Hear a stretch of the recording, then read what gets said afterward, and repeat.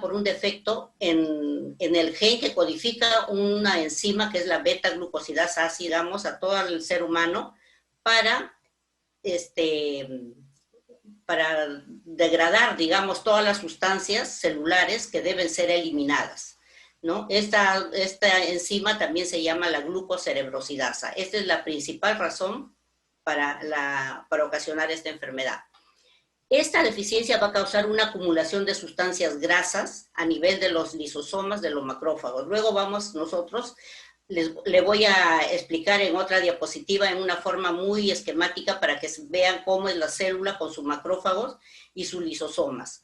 Estas células están encargadas principalmente de la defensa del ser humano, también a eliminar todas las sustancias tóxicas, ¿no? Y se encuentran principalmente a nivel de vaso, a nivel de hígado, en pulmones, huesos y también puede afectar en el cerebro porque también se encuentra en el cerebro, ¿no? Es muy raro, pero luego vamos a ver que sí, también puede dar alteraciones allí.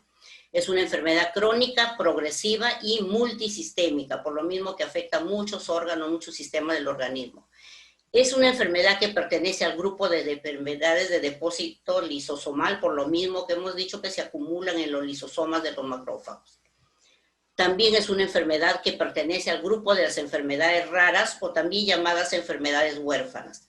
De allí, debido a su escasa cantidad de pacientes, digamos, y la baja prevalencia, la baja incidencia en nuestro medio, ¿no? Bueno, vamos a pasar a otro punto que es la epidemiología, vamos a tratar en este caso cómo es que fue descubierta la enfermedad, cómo es que, cuál es su prevalencia, cuál es la incidencia, digamos, cómo estamos en nuestro país, cuántos pacientes tenemos para que podemos, digamos, tenemos registrados, ¿no? Entonces, esta es una enfermedad que fue descrita por primera vez por el doctor Philip Charles Gaucher, de allí su nombre de la enfermedad, fue en 1882 y no se describe en ese momento como una enfermedad de Gaucher, ni tampoco como una enfermedad de lisosomal, ¿no? Pero han tenido que pasar muchísimos años. Mire, en 1965, en investigaciones Brady, recién determina que era causada por una deficiencia de una enzima, ¿no? Que es la enzima, la glucocerebrosidasa. Esta enfermedad de Gaucher, que es una enfermedad rara, tiene origen genético de carácter autosómico recesivo. ¿Qué quiere decir esto? Que para que padezca la enfermedad la persona, tiene que tener carga genética de ambos padres para manifestarse la enfermedad, mientras solamente tenga de un padre, o sea, uno de los padres nomás tenga el gen, va a ser, no va a presentar la enfermedad, pues, la posibilidad de que sea un portador, ¿no? Es una posibilidad. Es difícil establecer con certeza la prevalencia o la incidencia de estas enfermedades, pues no se diagnostican con mucha facilidad y como ocurre tal con la enfermedad de Gaucher y muchas otras enfermedades huérfanas, ¿no? Existen algunos países donde la prevalencia es mayor en relación a algunos grupos étnicos.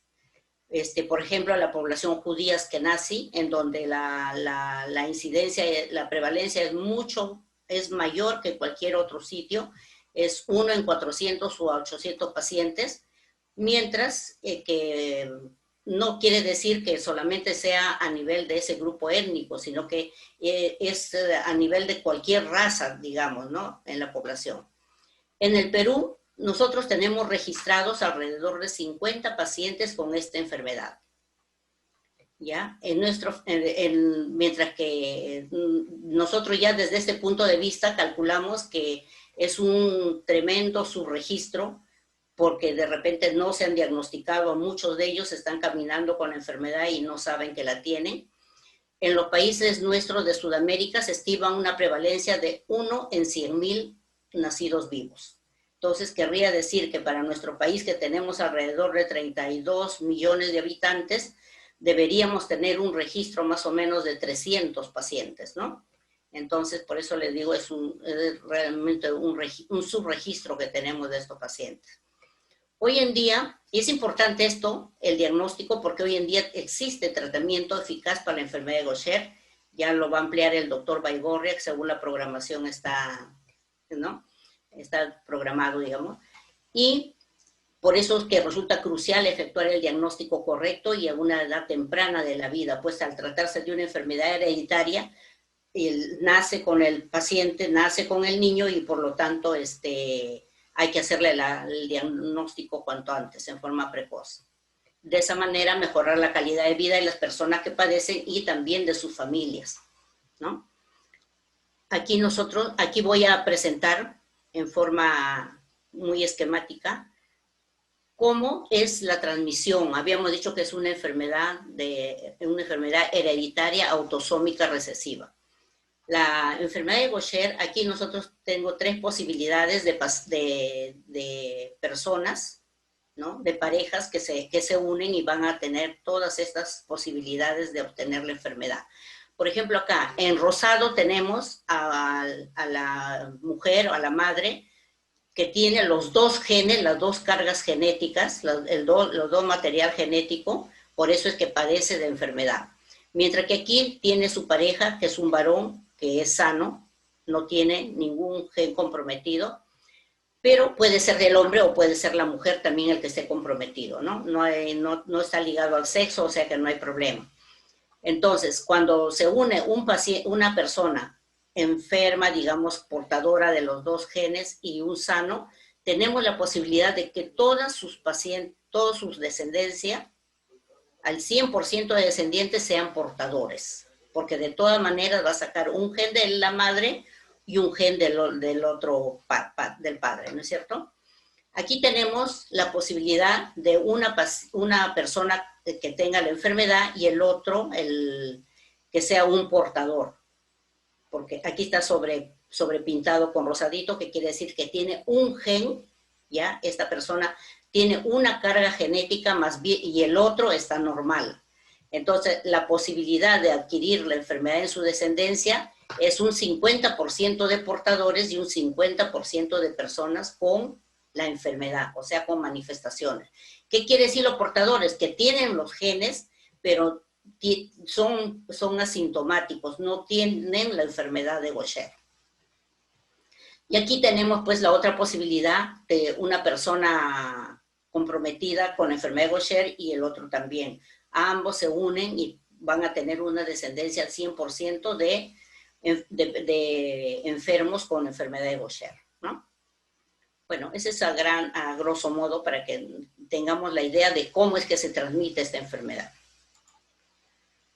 Ahora, ¿cómo? Les había dicho que es una enfermedad lisosomal, que es una enfermedad que se afecta al macrófago. Vamos a tener acá, esta es una célula, un macrófago, digamos, que tiene su núcleo, como todas las células, sus organelas, dentro de ellas el aparato de Golgi, ¿no? Con sus lisosomas.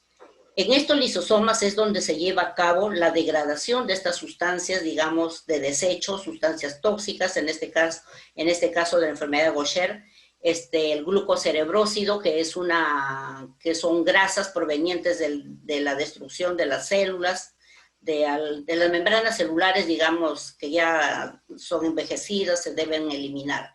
En el caso de los pacientes que tienen deficiencia de la glucocerebrosidasa, estos elementos se empiezan, aquí tenemos una forma más esquemática, en el lisosoma, se empiezan a almacenar en forma indeterminada, digamos, sin control, de tal manera que esa célula empieza a crecer, porque no solamente hay un lisosoma, son muchísimos lisosomas.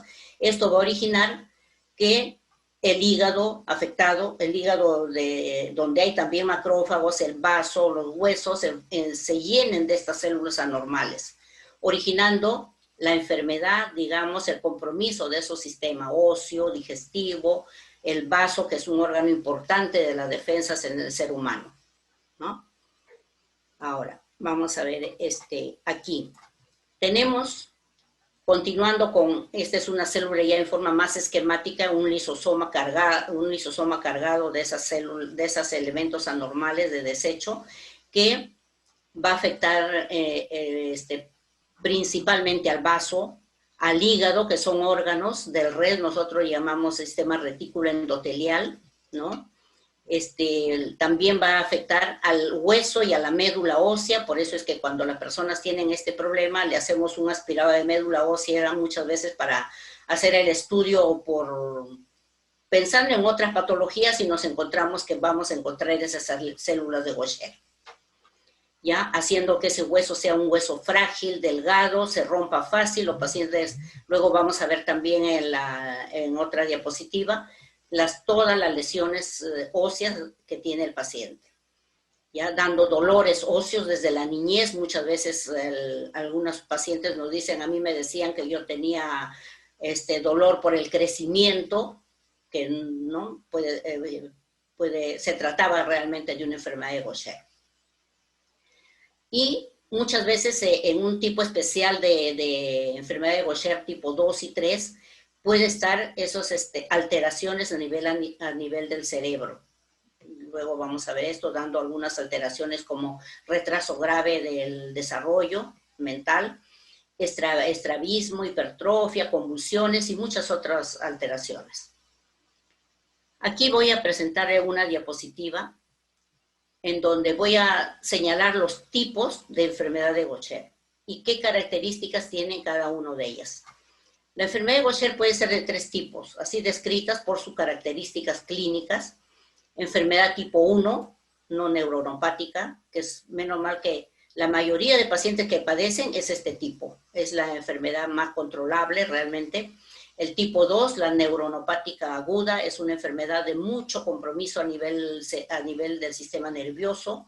Se presentan desde muy temprana edad, lo vamos a ver después.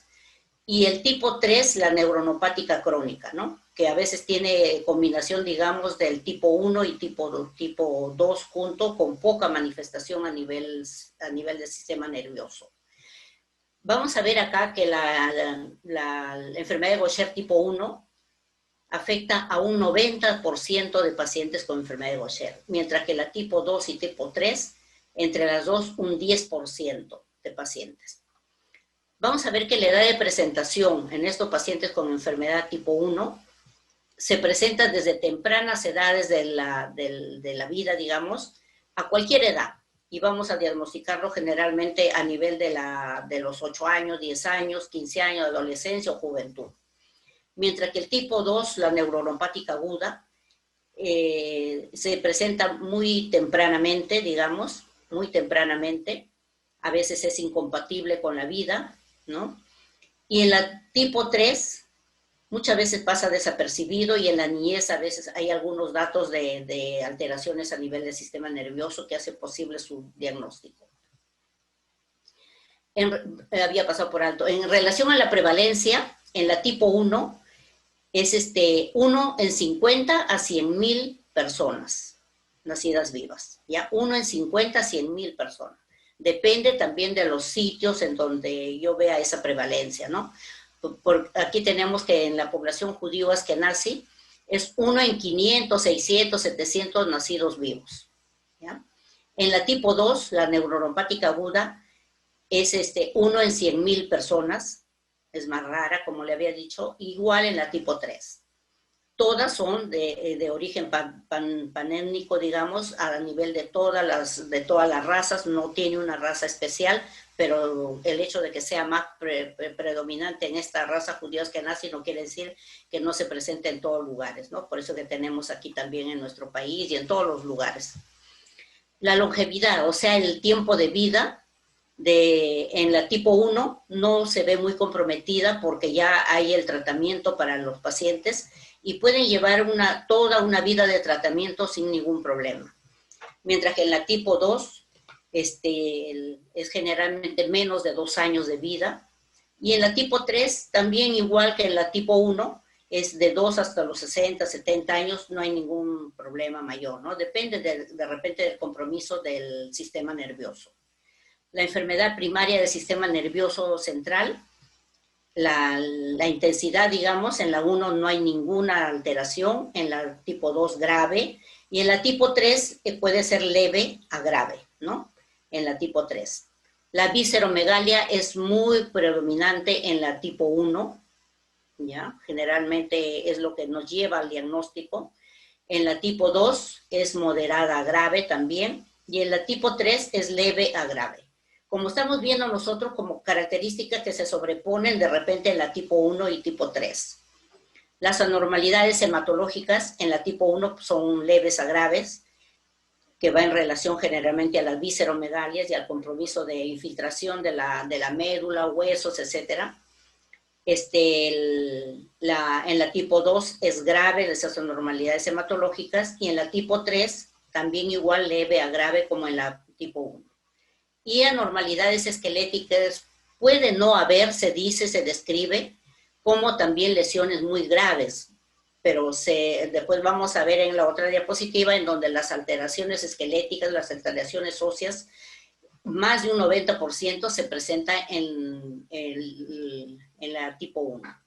En la tipo 2 no se describe las alteraciones óseas, debe ser porque los pacientes no llegan a mayor edad. Y en el tipo 3 puede igual ninguna grave como tal como en el tipo 1. Y aquí he puesto una notita en donde dice, hay que distinguir entre los tipos 1 y 3 en niños, ¿no? La distinción en ellos puede ser difícil, ya que los síntomas del sistema nervioso central pueden ser sutiles en la 3 en los pacientes más jóvenes, ¿no?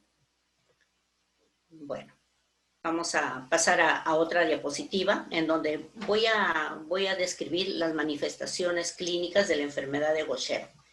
Como les decía, la enfermedad de Gaucher tipo 1 es la más frecuente. Realmente en el hospital donde tengo pacientes no tengo ninguno con alteración del tipo 2 o 3, son todos enfermedad tipo 1, ¿ya? Entonces, pueden presentar cualquiera de estos síntomas. Algunos pueden ser graves, como habíamos dicho, y otros pueden estar completamente ausentes, ¿no? Aquí tenemos un porcentaje de presentación. Vamos a ver que nosotros, la esplenomegalia, en primer lugar, es digamos, la manifestación más frecuente. La persona tiene vaso muy grande, eso es lo que llama la atención en las personas, seguido de la hepatomegalia en un 79%, ¿no? Y el dolor óseo, un 63%, pacientes presentan desde la niñez, que pueden ser muy, muy intensos, como también pueden ser leves, ¿no? Crisis óseas, un 33%. Esta crisis ósea generalmente se deben a lesiones vasculares muchas veces, y el paciente que muchas veces llega hasta infartos óseos.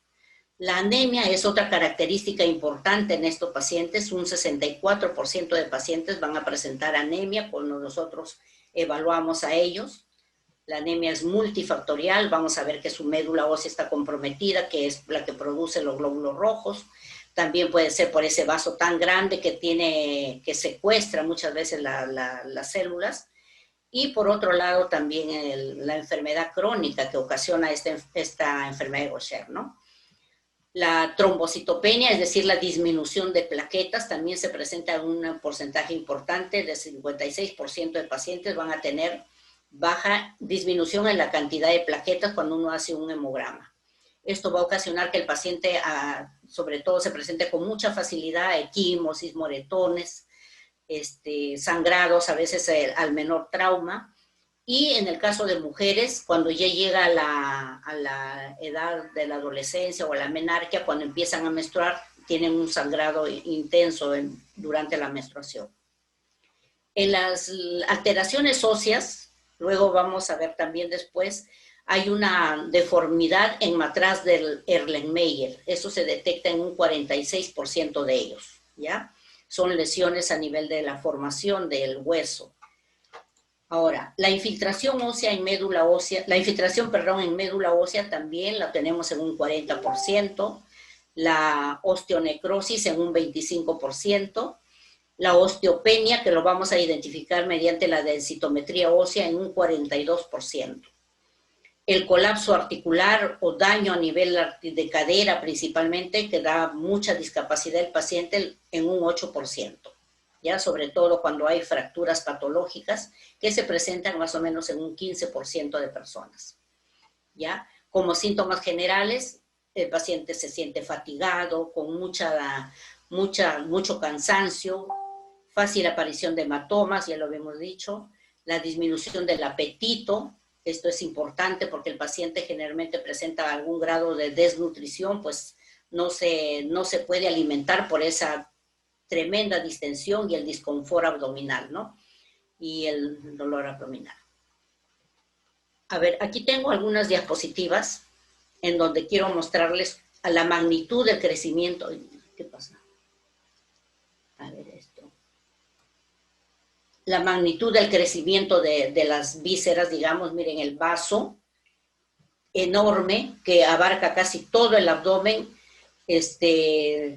yendo a flanco, o sea, ocupa todo flanco, todo fosa ilíaca, tanto derecha como izquierda, ¿no? Es importante esto, miren cómo se ve el paciente cuando está en decúbito dorsal, un tremendo abdomen balonado, igual esto también, ¿no?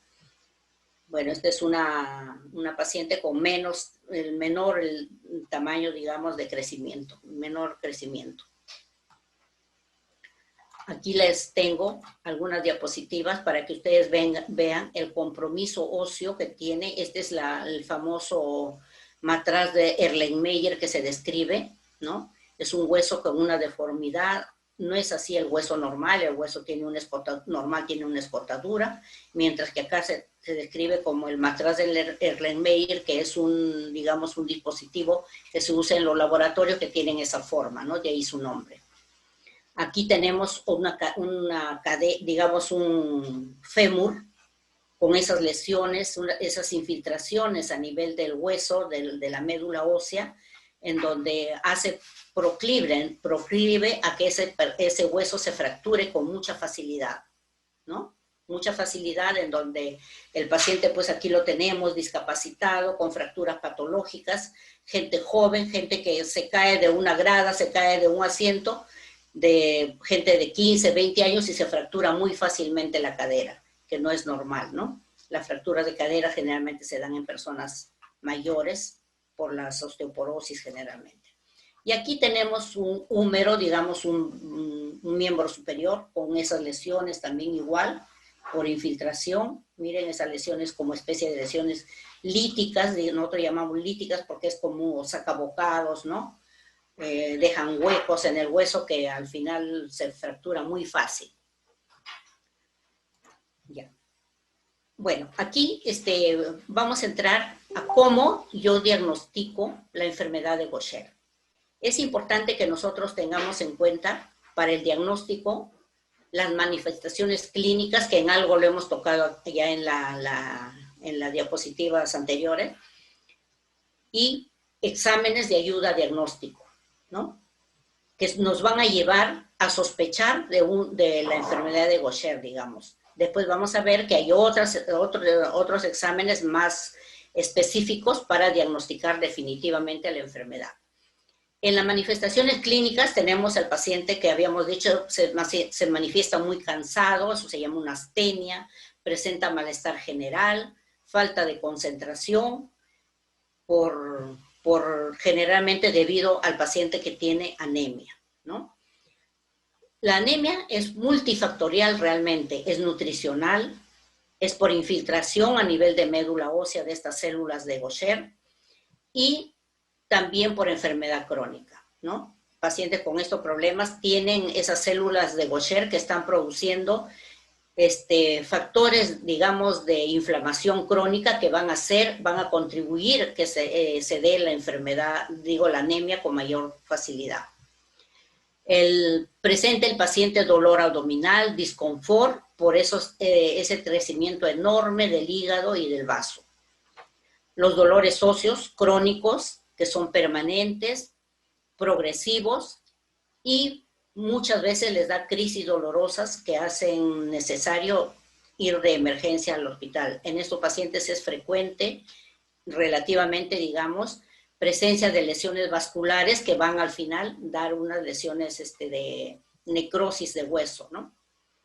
Fracturas patológicas, sangrado fácil por disminución de las plaquetas y en caso de mujeres, menstruaciones abundantes, tendencia a cuadros infecciosos, ¿ya? El vaso, habíamos dicho, es una enfermedad, es un órgano muy importante en la defensa y por lo tanto también está alterado la inmunidad en los pacientes. Es importante también aquí en la historia clínica y manifestaciones clínicas investigar acerca de antecedentes familiares. Muchos pacientes nos dicen, mi mamá o mi papá o mi hermano o alguien de la familia falleció con una enfermedad hematológica, le dijeron que era cáncer, pero no sabemos, ¿no? Entonces a veces no tienen acceso a la salud o caminaron buscando una consulta y no se hizo el diagnóstico, al final determinaron que, y sin un diagnóstico preciso, determinaron que habían fallecido por algún problema hematológico, ¿no? En relación a exámenes de ayuda diagnóstica, que es importante también para nosotros, ¿qué pasó? En las pruebas de ayuda diagnóstico nos van a llevar a sospechar también de la enfermedad. En las pruebas hematológicas, pruebas de laboratorio hematológicas, en un hemograma completo nos dirá que el paciente tiene anemia, plaquetas bajas, leucopenia. Generalmente esas tres cosas se presentan generalmente por el crecimiento inmenso del vaso que va a secuestrar elementos celulares. En las pruebas bioquímicas, las pruebas de función hepática, que pueden estar alteradas también por esa infiltración de esas células a nivel del hígado. Alteraciones renal, no es muy frecuente, pero pueden haber. También es importante el estudio de la glucosa, urea, creatinina, para definir el estado general del paciente, digamos, ¿no? En relación a esas funciones. El dosaje de hierro y ferritinas séricas es importante, sobre todo en las mujeres, ya que empiezan a menstruar, porque siempre hay una deficiencia de esto por el sangrado tan abundante que siempre tiene. El dosaje de vitamina B12, el dosaje de ácido fólico, que también son importantes para hacer, ¿no?, el diagnóstico. El dosaje de vitamina B12 se ha visto con mucha frecuencia que están disminuidos en estos pacientes. El estudio de imágenes también es importante en relación a radiografía de tórax. Vamos a ver, algunos pacientes pueden tener algunas lesiones óseas, pueden tener alteraciones que se encuentran como hallazgos, o también puede haber algunas alteraciones a nivel pulmonar. No son muy frecuentes, menos mal, pero sí pueden encontrarse.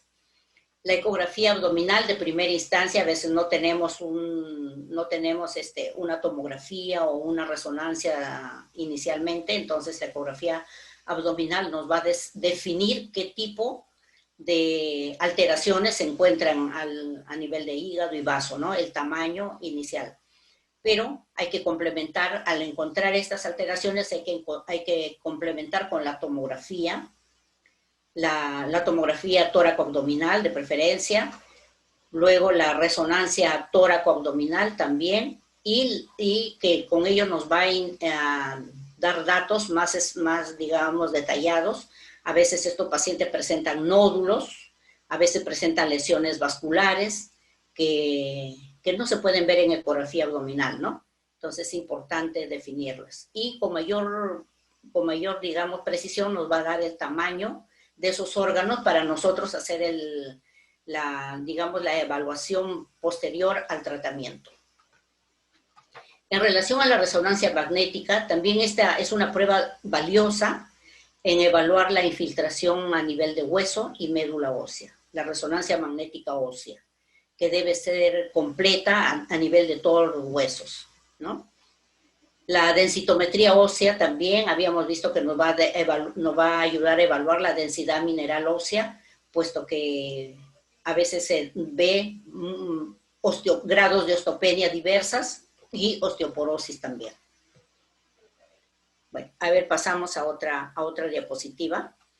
El diagnóstico definitivo, esta diapositiva nos va a señalar cómo vamos a hacer el diagnóstico definitivo de la persona con enfermedad de Gaucher. Son pruebas que no las tenemos muy, digamos, a disponibilidad en nuestro país, ¿no?, pero deben hacerse a los pacientes para poder hacer el diagnóstico definitivo. En esta prueba, por ejemplo, la prueba enzimática que nos va a demostrar la actividad deficiente de la enzima beta-glucocerebrosidasa ácida en leucocitos. Esta prueba se va a hacer en leucocitos y en cultivo de fibroblastos en sangre, ¿no? Desde el año 2002 se hace también en gota de sangre fresca en papel de filtro. Pero, de todas maneras, una vez uno ha hecho un primer examen en esto, hay que corroborar con el examen en sangre.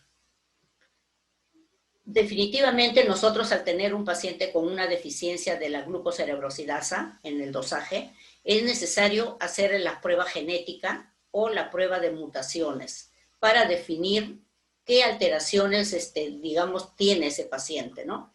El gen de la glucocerebrosidasa se encuentra en el cromosoma 1Q, ¿no? En la ubicación 2.1.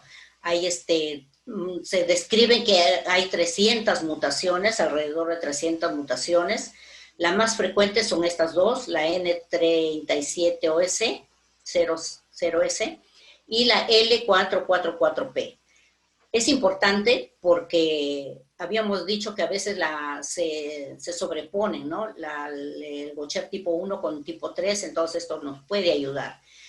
Esta es la más frecuente, la N370S, no está relacionada con compromiso neurológico habitualmente, pero no quiere decir que hay una relación de características clínicas con esta mutación.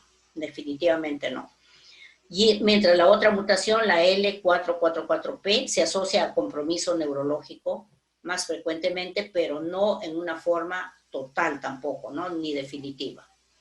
Luego hay otras pruebas de bioquímicas, digamos, que también nos van a ayudar al diagnóstico, nos van a corroborar el diagnóstico y nos van a dar pautas acerca, digamos, de cómo puede estar comprometido ese paciente.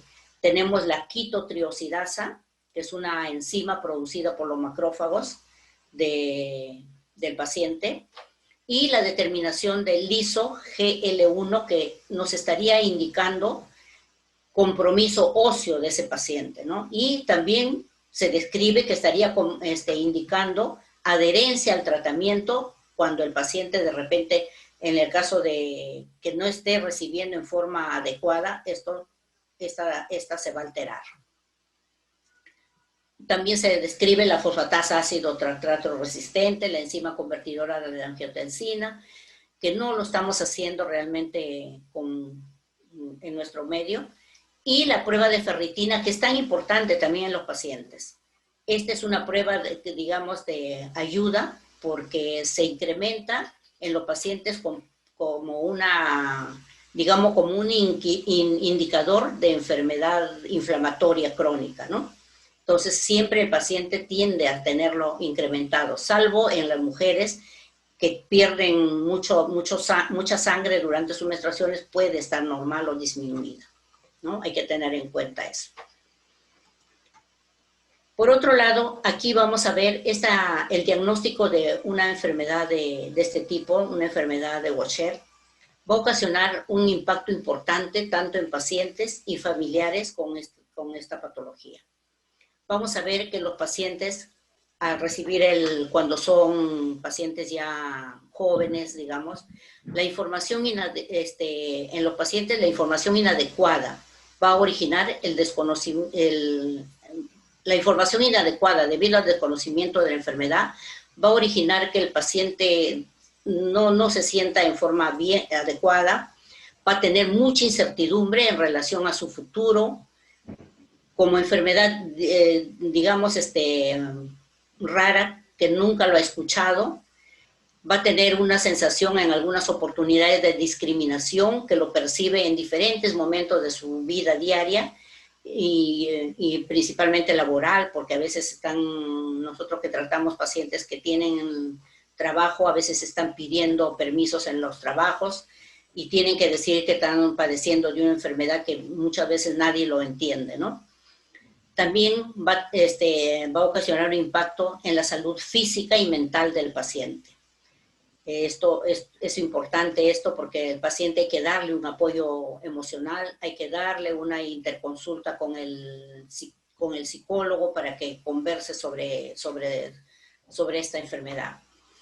El impacto en la calidad de vida, que va a ocasionar falta de concentración a nivel laboral, a nivel educativo, digamos, en los niños en la escuela, limitación física por el compromiso óseo, y también todo esto va a comprometer las actividades sociales de ese paciente, que muchas veces no tiene muchas ganas, como ellos dicen, no tengo ganas de acudir a algunas actividades sociales, ¿no? Que no es propio de su edad.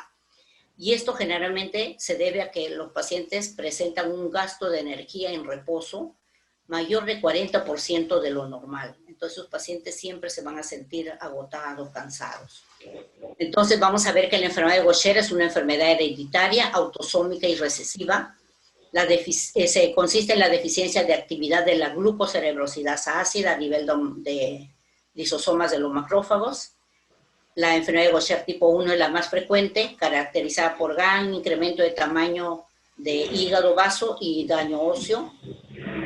Los síntomas generalmente se inician en la niñez, se diagnostican tardíamente y en adolescencia. Miren cuánto tiempo ha pasado, ¿no? El niño empieza a veces a tener sintomatología desde los 2, 3 añitos, que ya lo dice, y se está diagnosticando a mucho tiempo después. Es una enfermedad heterogénea, progresiva, sin tratamiento, pone en riesgo la vida de quien lo padece. Por esta característica de ser una enfermedad muy heterogénea, de síntomas muy diversos, a veces es difícil el diagnóstico inicial. Se piensa en muchas enfermedades cuando uno ve a un paciente con gran tamaño de hígado, gran tamaño de vaso, sobre todo en enfermedades hematológicas, pero luego tenemos que ampliar los estudios para definir el diagnóstico, ¿no? Presentan gran morbilidad y discapacidad por compromiso óseo. La evaluación y el manejo de estos pacientes debe ser multidisciplinario. Tenemos que hacer siempre interconsultas al gastroenterólogo, al traumatólogo, al psicólogo, a veces al psiquiatra, y de acuerdo a las complicaciones que pueda tener, de repente al neumólogo también, ¿no? Comprometen la calidad, estas enfermedades comprometen la calidad y esperanza de vida de quienes lo padecen y ocasiona gran impacto socioeconómico y emocional de paciente y familia. El beneficio estará dado en relación al diagnóstico temprano y adecuada adherencia al tratamiento. Quiero decir, al cumplimiento del tratamiento de los pacientes, no al abandono, porque el abandono del tratamiento va a originar pues más daño al paciente. Ante todo, muy buenas tardes con todos. Agradecer gentilmente a Carla Ruiz de Castilla, representante de Esperantra, en esta disertación. Y también saludar a la doctora María Colquicocha por su brillante disertación. Unas recomendaciones en manejo clínico de pacientes con enfermedad de Gaucher. Es importante. Existe un temor cuando hablamos de una enfermedad rara. ¿Por qué es rara? Porque es huérfana. Inclusive muchos colegas ignoran que es un Gaucher. Entonces, aquí hay que tener la diligencia y la veracidad de hablar con el paciente primero y con la familia. Y cómo debo encaminarlo para un tratamiento adecuado del Gaucher. La siguiente, por favor, Carla. Como bien dijo la doctora María, es una enfermedad autosómica recesiva. Obviamente, muchas enfermedades, no solamente Gaucher, actualmente tienen muchos fundamentos genéticos, bastantes. Obedece a una deficiencia, como dijo la doctora María, efectivamente, a la glucocerebrosidasa o la beta-glucosidasa. O sea, le falta a ese niño, a ese paciente, una enzima. ¿Qué es la enzima? La enzima prácticamente es una sustancia activa que va a comenzar a degradar, pero como falta, queda libre el glucocerebrósido. Entonces, comienza a acumularse efectivamente una enfermedad de depósito lisosomal en los macrófagos. Acá es importante, hemos visto imágenes de niños que me da pena que han llegado ya a un estadio prácticamente ya muy avanzado. El diagnóstico debe ser pediátrico inicialmente, preciso. De ahí la importancia que haya un control, por lo menos, semestral de todos los niños. Porque un pediatra ya avesado tiene que examinar el abdomen. Y no esperar que hay casos de abdomen tan estereotipados, en el cual hay una hepatomegalia, el hígado está grande, el vaso grande, podemos ya sospechar. Ahora, No todo incremento de hígado y vaso obedece a un Gaucher, no. La primera causa son problemas infecciosos, metabólicos, digestivos, ¿no? Por ejemplo, el niño, un cuadro hepático, una cirrosis hepática, puede dar una hipertensión portal esofágica. O sea, hay que ir descartando, como también las neoplasias, ¿no? Un linfoma, una leucemia, mieloma múltiple, hasta un PTI, una proteína idiopática, o sea, también da problemas que hay que excluir prácticamente, ¿no? Pero básicamente el pediatra tiene que ver al palpar el abdomen del niño, el hígado crecido, el vaso crecido, ese niño de talla corta que se cansa y es anémico, el niño pálido, que se cansa en todo y ya no va con sus tablas de crecimiento, ¿ok? Efectivamente hay una deformidad del hueso, y eso es lo principal, los niños llegan con un dolor óseo, crisis de dolor, y comienzan ya a hablar que el crecimiento no duele, para comenzar efectivamente, no duele. Segundo, dicen que es un cuadro de artritis reumatoide juvenil, hay que descartarlo, o sea, ahí perdemos tiempo. Y tercero, que hay un cuadro más, prácticamente lo que más se ve en infecciones banales, una artritis reactiva. Siguiente, un pequeño resumen a nivel pediátrico, acá muy bien, es el acúmulo a nivel de hígado, macrófagos, a nivel de hueso, pulmones y también cerebro. Siguiente, por favor. Acá más que nada recordar y reforzar tres aspectos: crecimiento del hígado, del vaso, la baja de plaquetas y la anemia. Siguiente. El diagnóstico. Si sabemos que le falta una deficiencia de la glucocerebrosidasa, tenemos que dosarla. Como también la fosfatasa ácida, que es resistente al tartrato, y también la alcalina, que se eleva. ¿Ok? Entonces, también hay, como dijo la doctora muy bien, la doctora María, hay esos tipos de diagnósticos que la ecografía es la más sencilla, ¿no? Para ver, pero lo principal es la mano del médico. Al palpar el abdomen, ya tiene que sospechar algo está pasando. Siguiente. La autora dijo los tipos 1, 2 y 3. Más frecuente es la tipo 1. Aproximadamente en nuestra población tendríamos 600 pacientes entre niños y adultos no diagnosticados. Muchos pacientes están viniendo de provincias a Lima y estamos recién diagnosticando. Entonces, acá hay que hacer un tipo de capacitación a los médicos de provincia y también a Lima, ¿no? Para que ellos piensen en esta enfermedad. No porque sea rara, que sea poco frecuente, tenemos que dejar de pensar en ella. Siguiente. Es una foto de una niña española, para que vean el crecimiento. Si se dan cuenta, mientras más rápido es la evaluación clínica, examen físico, no llegamos a tener pues, esos abdomen tan prominentes y tanta complicación. Acá se ve crecimiento del vaso, perdón, crecimiento del hígado, al lado derecho, de abajo del borde costal derecho, y se ve un crecimiento en el borde costal izquierdo del vaso.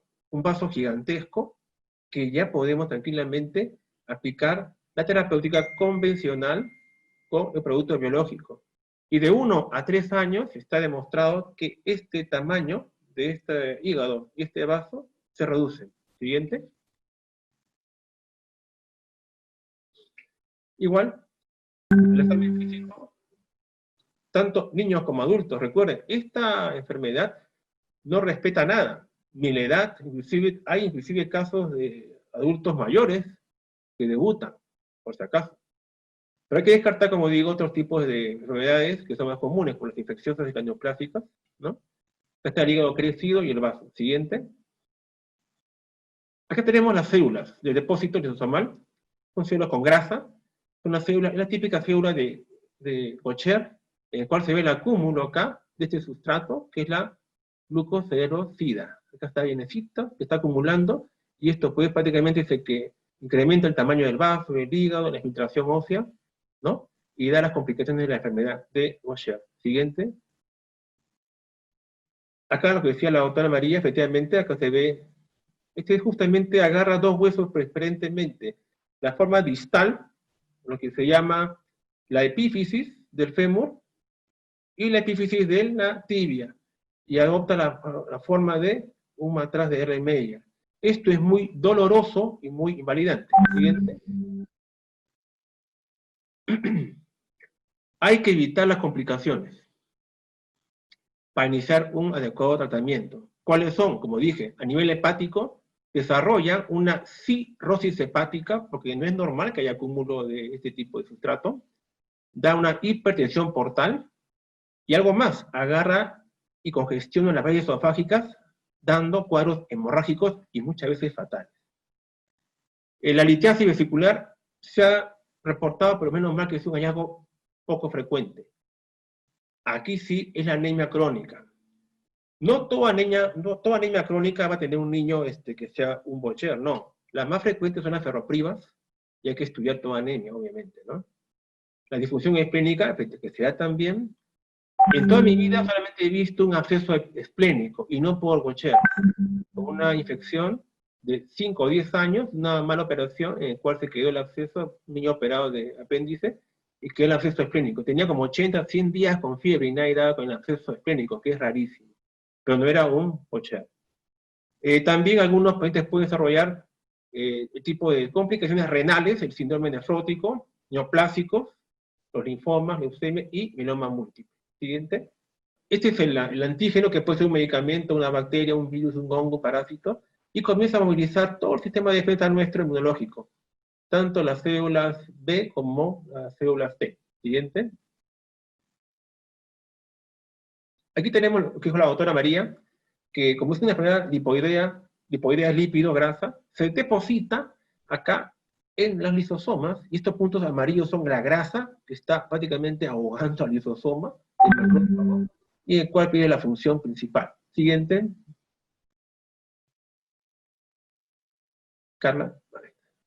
A esto quiero llevar yo.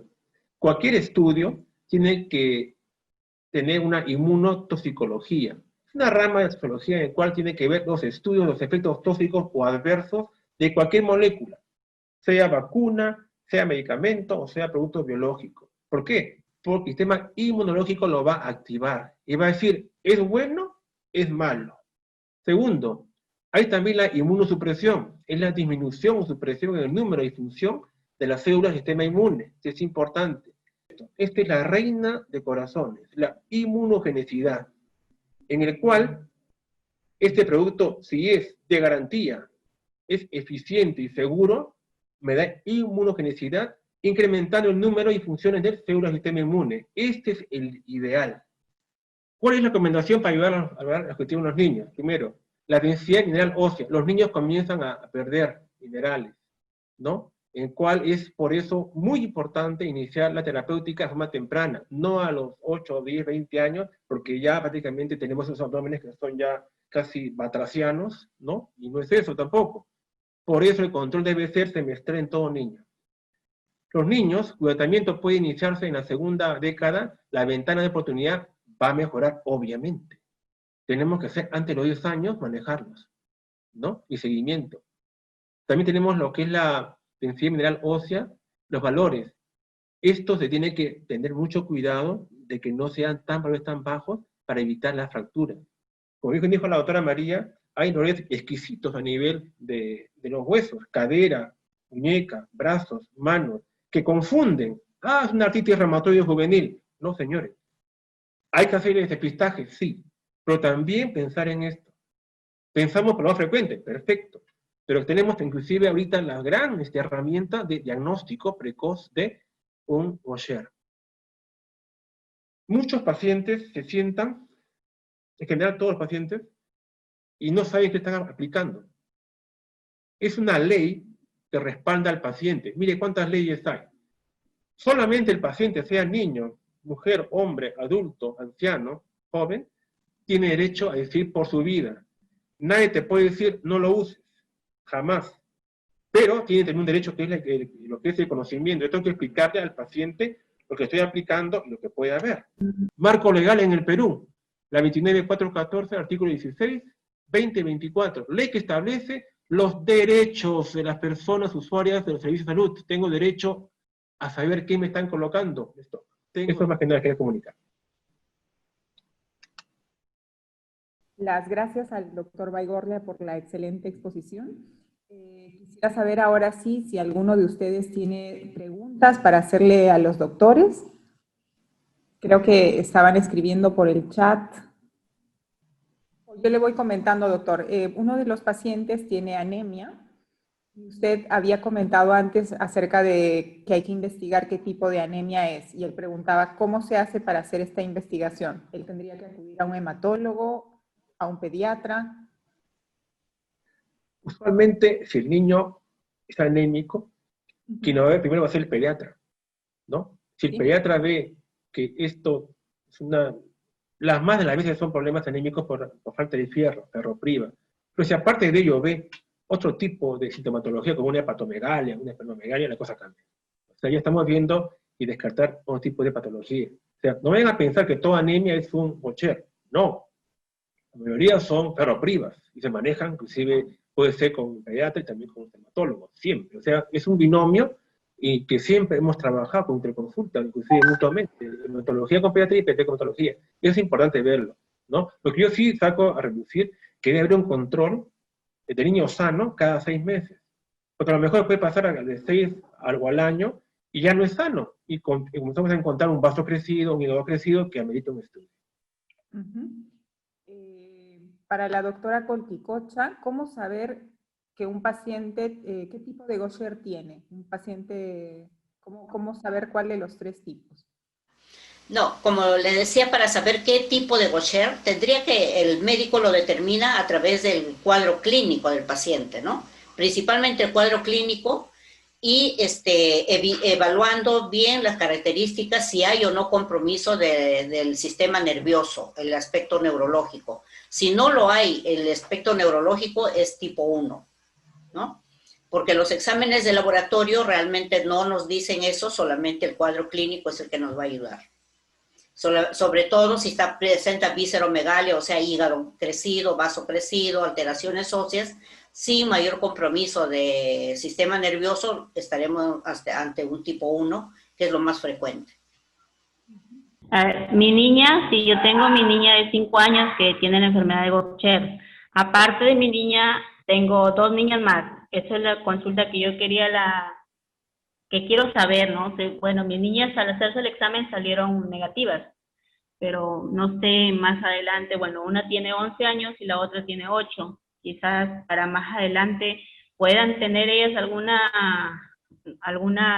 síntoma, algo de la enfermedad. Ya, le contesto. ¿Tiene usted una hijita que tiene el problema? Sí, ella tiene Gaucher. Ya. Tiene 5 añitos.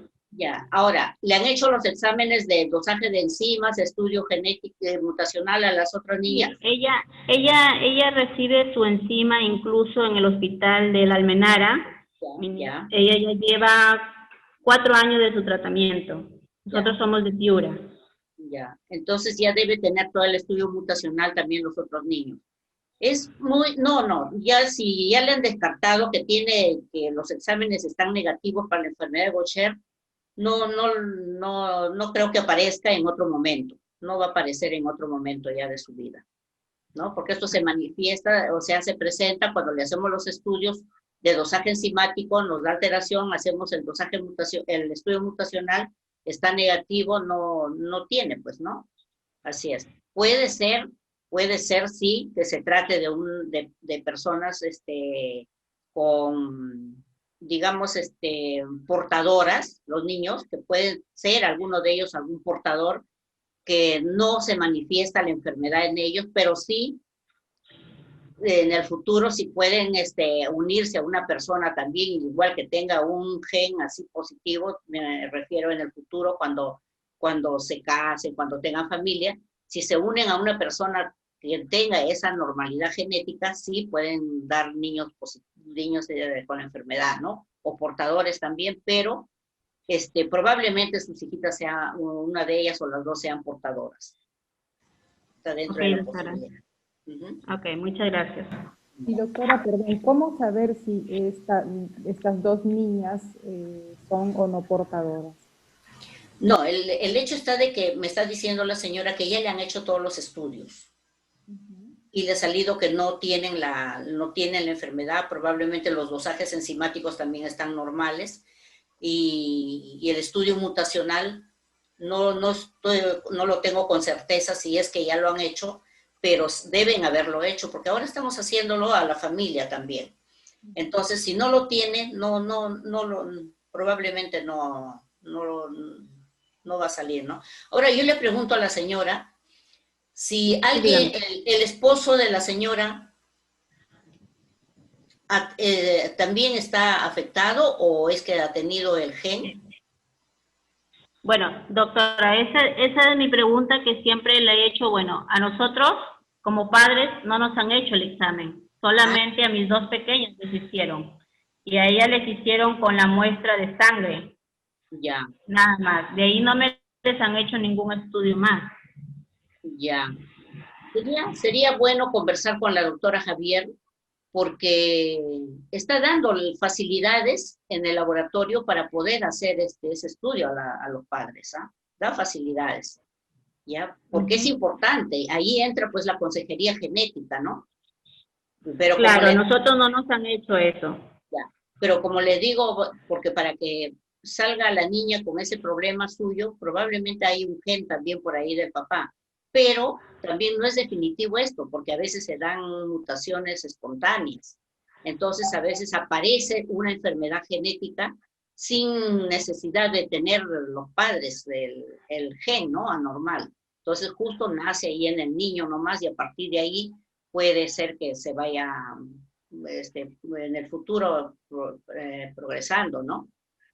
Pero yo pienso de que si le han hecho a los niños o los estudios, pierda cuidado, esos niños no van a tener la enfermedad en el futuro, ¿no? Pero sí, háblele a la doctora Javier que sería bueno que le hagan el estudio mutacional a ustedes, o el estudio en general, ¿no? Sí. Ok. Ok, doctora, gracias. Bien. ¿Cuáles son las complicaciones del defecto genético? ¿Qué hacer ante dolores intensos en los huesos? Ya, el defecto genético para enfermedad de Gaucher es el que le da pues la enfermedad de Gaucher. Ahora, una complicación, digamos, una manifestación es la alteración ósea. Entonces, ¿qué pasa si hay alteración ósea? Hay que dar algún tratamiento, digamos, sintomático para el paciente e investigar bien qué está pasando ahí, ¿no? ¿Qué está pasando? Porque como les decía inicialmente, a veces también puede ser que hayan problemas vasculares en donde puede dar infartos a nivel óseo, que son muy delicados, pero a partir de ahí lo más importante es hacer todo el estudio para definir si se trata de un Gaucher. No sé si la persona que está preguntando sabe de ese dolor óseo de un paciente con Gaucher, ¿no? Es un paciente con Gaucher, ¿no es cierto?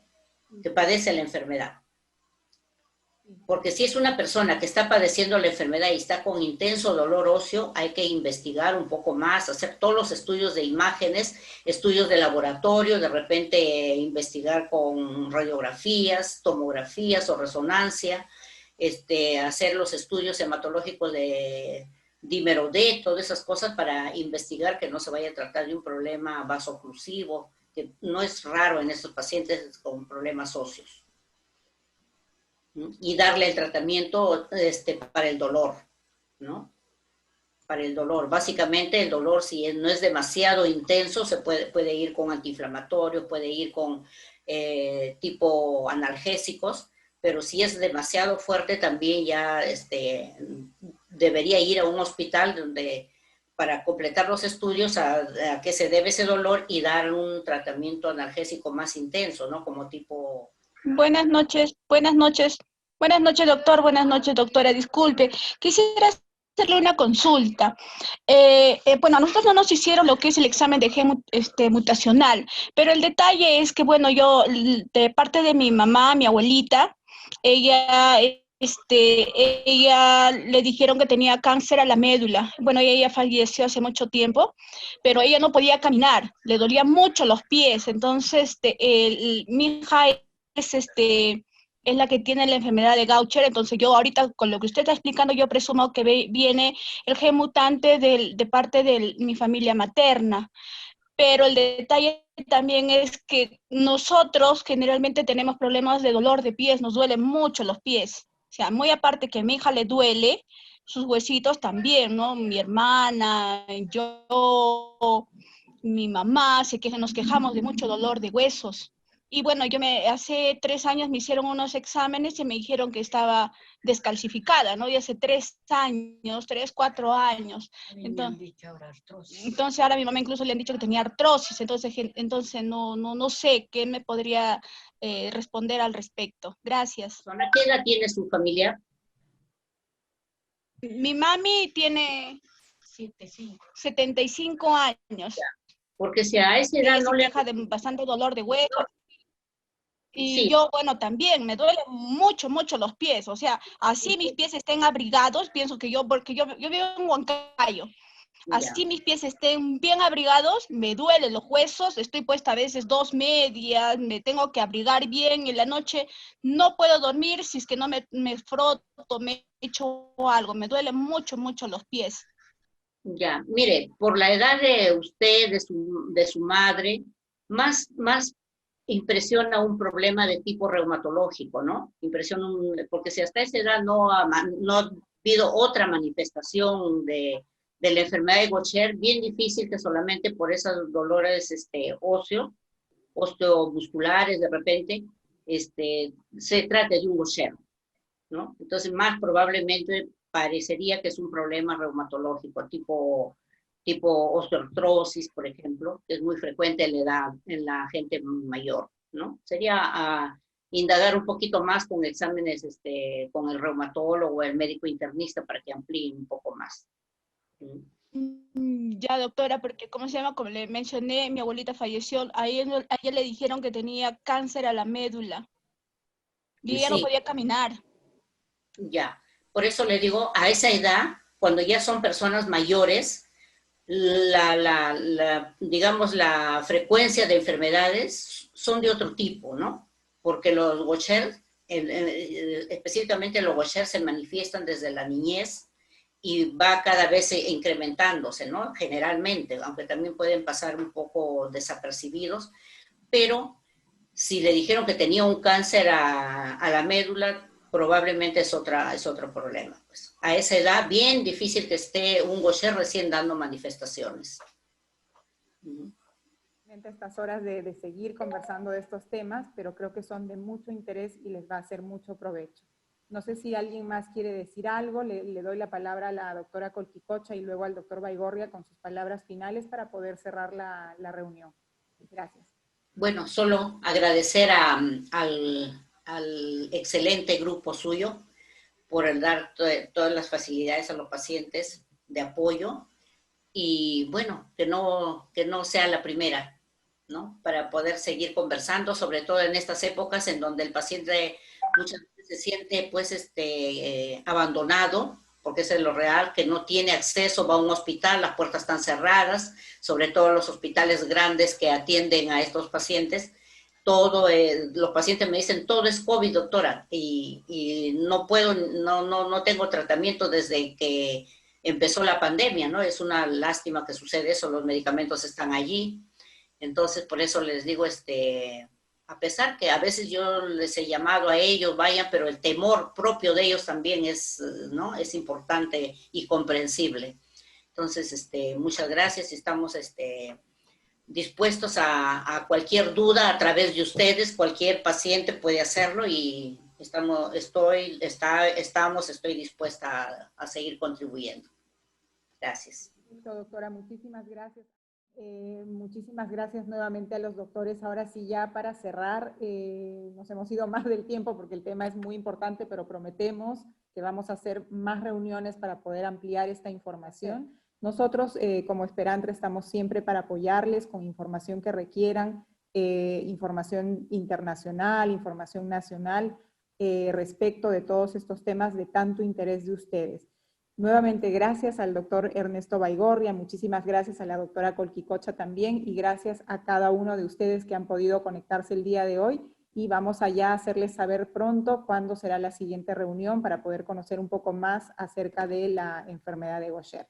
Recordarles que el programa de ayuda al paciente que tiene actualmente Esperantra para pacientes con Gaucher incluye tratamiento emocional, soporte emocional, tratamiento en nutrición, Incluimos también algunos aspectos como el apoyo para transportes, el apoyo para citas médicas, cuando estas citas médicas por causa de la pandemia o por causa de alguna otra situación se hayan demorado más de dos meses. Estamos también teniendo un programa de inserción laboral con los talleres de cómo hacer un buen currículum de impacto para poder trabajar, los talleres de Crea y Emprende y muchas otras ayudas, así que pónganse en contacto con nosotros para poder ampliar un poco más la información acerca de las ayudas que tienen en Esperantra para el grupo de GoShare. Muchísimas gracias y buenas noches. Hasta la próxima. Gracias, doctor. Gracias. Gracias.